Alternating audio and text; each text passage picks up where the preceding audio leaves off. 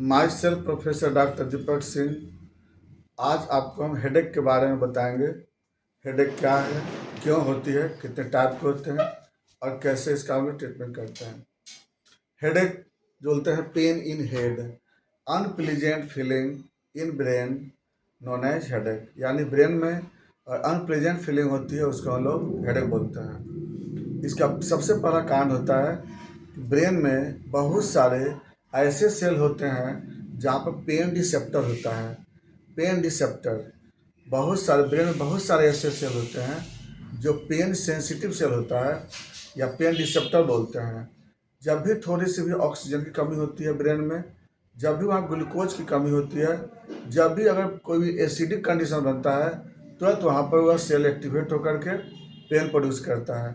फिर से रिपीट कर रहे हैं आपको हम, ब्रेन में जो पेन रिसेप्टर सेल होता है वह हाइपर एक्टिव हो जाता है तुरंत, और एक प्रकार का फीलिंग करता है जिसको हम पेन बोलते हैं। वह पेन रिसेप्टर सेल एसिडिक के कारण, ऑक्सीजन की कमी होने के कारण, ग्लूकोज की कमी होने के कारण वह तुरंत क्या होता है, एक्टिवेट हो जाता है और उसकी वजह से पेन प्रोड्यूस करता है हेड में।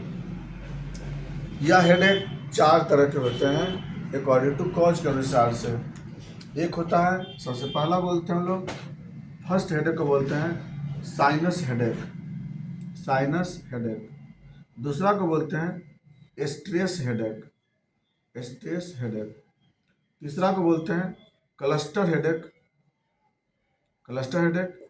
और चौथा को बोलते हैं migraine headache, migraine headache. Total चार तरह के हेडेक होते हैं। सबसे पहले बात करते हैं साइनस हेडेक। साइनस हेडेक का मतलब होता है, हम जानते हैं हमारे नोज के अराउंड में चार तरह के साइनस होते हैं। Maxillary sinus, ethmoidal sinus, frontal sinus, sphenoidal sinus. इस साइनस को हम लोग पारानेजल साइनस बोलते हैं। यह साइनस एक बोन के अंदर एक कैविटी को बोलते हैं जो कि फेशियल और क्रेनियल बोन को हल्का बनाता है। अगर इस कैविटी में इन्फ्लामेशन हो जाता है उसको साइनोसाइटिस बोलते हैं। साइनोसाइटिस के कारण जो नर्व में वहाँ पर इरिटेशन होती है और ब्रेन हेडेक होती है पेशेंट को। ऐसे हेडेक जो होते हैं वह आपको फ्रंटल में, टेम्पोरल में, ऑक्सीपिटल में और वर्टेक्स में किसी भी लोकेशन में पेन हो सकता है। साइनोसाइटिस का हेडेक जो होता है अब वो 3 दिन से लेकर के और 14 दिन तक होता है दर्द, ये तो लंबे समय तक होता है।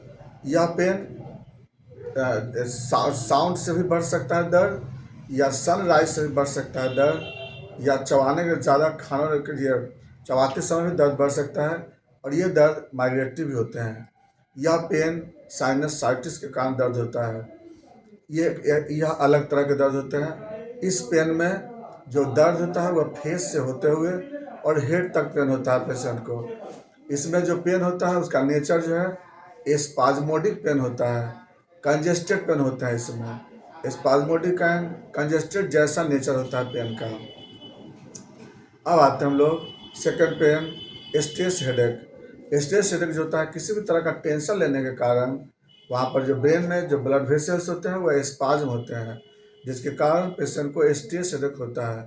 यह हेडेक आधे घंटे से लेकर के और 72 घंटे तक दर्द होता है, जिसको हम लोग स्ट्रेस हेडेक बोलते हैं। आधे घंटे से लेकर के और 72 घंटे तक दर्द हो सकते हैं। यह हेडेक क्यों होता है?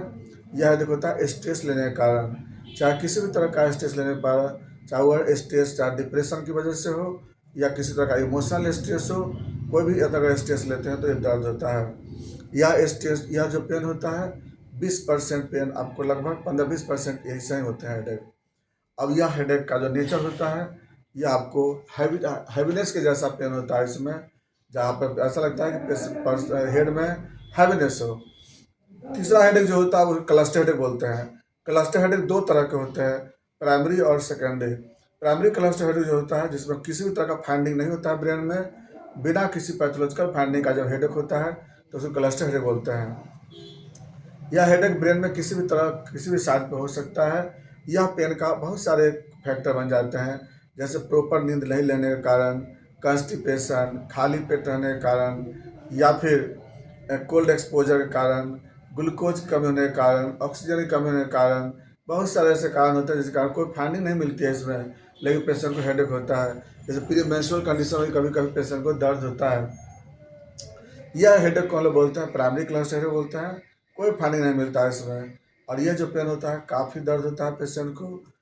और अब एक और भी दर्द का कारण बनता है इसमें, आई का प्रॉब्लम के कारण। आई में अगर रिफ्लेक्शन की कमी हो तो रिफ्लेक्शन इरर आता है, पावर की अगर डिस्टर्बेंस हो जाती है तब भी इसमें क्लस्टर हेडेक होते हैं। सेकंड होता है secondary cluster headache. Secondary cluster headache किसको बोलते हैं कि जैसे ब्रेन में कोई कारण के किसी भी पैथोलॉजिकल कारण से जब हेडेक होता है, जैसे इंसेफ्लाइटिस हुआ, मेनिंजाइटिस है, brain tumour, brain obsess, brain cyst, head injury, इस सब के कारण अगर बाई दर्द होता है उसे सेकेंडरी क्लस्टर बोलते हैं। ये काफ़ी दर्द होता है पेशेंट को इसमें। और ये जो पेन होता है ये बहुत ही हाई इंटेंसिटी के दर्द होते हैं। और यह भी कुछ घंटे से लेकर के और 2 से 3 दिन तक ये दर्द होता है। किसी किसी पेशेंट में जब तक बस रहेगा डिजॉर्डर तब तक दर्द होता है, यानी वीक से मंथ तक भी चला जाता है ये दर्द। अब आते हैं फोर्थ में माइग्रेन हेडेक। माइग्रेन हेडेक जो होते हैं वैसा हेडेक जिसमें पीरियोडिक एपिसोडिक के कारण के नेचर के जैसा दर्द होता है, उसको हम लोग बोलते हैं माइग्रेन हेडेक। कभी कभी इसमें ऑरा जैसा भी सिम्टम इससे कभी कभी मिलता है। यह हेडेक 20% लोगों में माइग्रेन हेडेक ही होता है। और ये जो दर्द होता है ये कुछ घंटे से लेकर के और 2-3 दिन तक भी यह दर्द रह सकता है, माइग्रेन हेडेक। यह हेडेक जब भी होता है तो नोजिया, वोमिटिंग और प्लस फोटोफोबिया भी होता है पेशेंट को। इसका सबसे बड़ा कारण होता है कि ब्रेन का जो ब्लड वेसल होता है बार बार स्पाज्म होते रहता है, चाहे वो एस्ट्रोजन की एक्टिविटी के कारण या सेरोटोनिन की हाइपर एक्टिविटी होने के कारण। इसलिए यह दर्द जो होता है ना ज़्यादातर फीमेल लोगों को ज़्यादा होता है। ये तो फीमेल में माइग्रेन जो होता है बहुत कॉमन होता है एस्ट्रोजन रिसेप्टर्स की वजह से। ब्रेन में एस्ट्रोजन रिसेप्टर सेल होते हैं, जब भी एस्ट्रोजन का एक्टिविटी बढ़ती है तो उस केस में माइग्रेन होता है। चाहे वह पेशेंट जिसमें ओवेरियन सिस्ट का प्रॉब्लम हो या कंट्रासेप्टिव ड्रग्स लेती हो, बहुत सारे ऐसे अनेकों कारण होते हैं जिसमें कि पेशेंट को माइग्रेन हेडेक होते हैं। कोई पैथोलॉजिकल फाइंडिंग तो नहीं होता है लेकिन दर्द होता है। तो यह हेडेक का बहुत बड़ा क्लासिफिकेशन था। अब अलग अलग तरह के दर्द होते हैं इसमें, लेकिन पेन होने से क्या होता है पेशेंट को अनप्लीजेंट फीलिंग होता है, नींद का प्रॉब्लम आ सकता है, वर्कलेस हो सकता है, काम नहीं कर सकता पेशेंट, इरिटेबल माइंड हो जाता है पेशेंट, तुरंत किसी किसी बात पर तुरंत एंगर हो जाता है, एंजाइटी का प्रॉब्लम आ जाता है पेशेंट को। और पेशेंट कई बार वह अपसेट हो जाता है दर्द को लेकर के। ये दर्द क्योंकि दर्द हेड में दर्द होना यानी पूरे काम को लॉस कर देना होता है ना वो, इसकी वजह आपको मिलता है आपको इसमें सिम्टम में। और अगर हम पता लगाएंगे हेडेक के लिए तो बताएं आपको ना, बहुत सारे हेडेक में पता नहीं चलता है कि हेडेक क्यों होता है, क्योंकि कोई फाइंडिंग नहीं मिलती है। उसी में पता चलता है, जैसे बोले सेकेंडरी क्लस्टर हेडेक बताए थे, उसे पता लग सकता है आपको हेडेक के बारे में। लेकिन फिर भी कुछ जांच है जो करना चाहिए। पहला, x-ray of PNS. X-ray of PNS कराएंगे तो आप इसमें साइनस हेडेक के बारे में पता लग जाएगा आपको। नंबर 2 है हीमोग्लोबिन परसेंटेज। एच परसेंटेज कराने पे हो सकता है लो हो और एनीमिया के कारण हेडेक होता है, इसमें को कराते हैं हम लोग।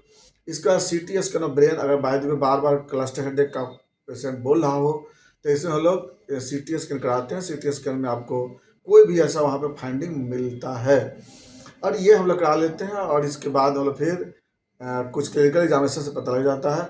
अब बात करते हैं ट्रीटमेंट। हेडेक के लिए ट्रीटमेंट क्या करना चाहिए। सबसे पहले देखिए, जब भी हेडेक हो कुछ भी, सबसे पहला ट्रीटमेंट है उसका स्लीप। प्रॉपर नींद लेना चाहिए, चाहे कैसे नींद आपको आना चाहिए वो आपकी आप उसको मेथड अपनाइए, कैसे नींद अच्छे ढंग से आनी चाहिए। तो सबसे पहला ट्रीटमेंट है प्रॉपर स्लीप। दूसरा है प्रॉपर इनटेक ऑफ वाटर, सही ढंग से पानी पीना। तीसरा नंबर पर होता है अपने लाइफ स्टाइल को नॉर्मल रखना। चौथा है आपको अगर साइनसाइटिस है तो साइनस का ट्रीटमेंट करना। स्ट्रेस लेवल को कम करने के लिए योगा, एक्सरसाइज और मेडिटेशन बहुत ज़रूरत होता है हेडेक को नॉर्मल करने के लिए। एक्सरसाइज तो बहुत अच्छे है ट्रीटमेंट। अगर हीमोग्लोबिन कमी है तो हीमोग्लोबिन बढ़ाने के लिए दवा लेंगे हम लोग। कंस्टिपेशन है तो कंस्टिपेशन का ट्रीटमेंट करेंगे। अगर कोई कंट्रासेप्टिव ड्रग्स अगर लेते हैं तो उसको अवॉइड करना है। ओवेरियन सिस्ट का प्रॉब्लम है तो सिस्ट का हम लोग इलाज करते हैं। ऐसे बहुत सारे अनेकों इसके मैनेजमेंट होते हैं। अब बात करते हैं इसके दवा के रूप में। दवा बहुत सारी दवा है, अलग अलग पेशेंट के लिए अलग अलग तरह की दवा होते हैं। एक तरह की दवा है नहीं इसमें, इसलिए हम यहाँ पर डिस्क्राइब थोड़ा नहीं कर पा रहे हैं क्योंकि अलग अलग केस है, साइनस हेडेक है, स्ट्रेस हेडेक है, क्लस्टर हेडेक है, माइग्रेन हेडेक है, कॉन्स्टिट्यूशन है, पेशेंट का कॉज है। इसीलिए इसमें हम लोग पूरा डिस्क्राइब नहीं कर पा रहे हैं कि किस तरह के हम लोग दवा पेशेंट को दें, क्योंकि एग्जाम्पल बताएं, बेलाडोना भी यूज़ करते हैं, जलसेमिया भी यूज़ करते हैं, ग्लूनाइन यूज़ करते हैं, नेप्टम यूज़ करते हैं, पसेटला यूज़ करते हैं, मैकफॉस यूज़ करते हैं। बहुत सारी दवाई की कमी नहीं है, लेकिन वही है, अलग अलग केस के लिए अलग अलग तरह की दवा होती है। ये आप इस पर हमसे संपर्क कर सकते हैं अगर कोई प्रॉब्लम हो इसमें तो। आप क्योंकि केस के अनुसार हम लोग दवा देते हैं और 100% ये बीमारी ठीक होती है। ये ऐसा नहीं कि यह इलाज नहीं होती है, बिल्कुल ठीक होती है। इसके लिए बस अवेयरनेस की ज़रूरत है और बाकी बातें चलेंगे नेक्स्ट वीडियो में। Thanks for watching.